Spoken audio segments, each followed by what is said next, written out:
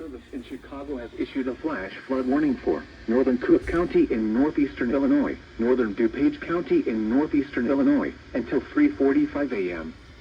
At 10:51 p.m., Doppler radar indicated thunderstorms producing heavy rain across the warned area with rates up to 2 inches per hour.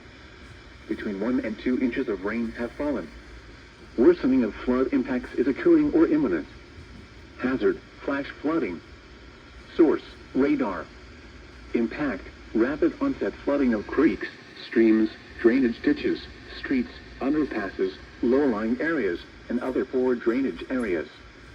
Some locations that will experience flash flooding include Chicago, Elgin, Arlington Heights, Evanston, Schaumburg, Palatine, Skokie, Des Plaines, Mount Prospect, Hoffman Estates, Glenview, Buffalo Grove, Bartlett, O'Hare Airport, Streamwood, Carroll Stream, Hanover Park, Wheeling, Park Ridge, and Addison.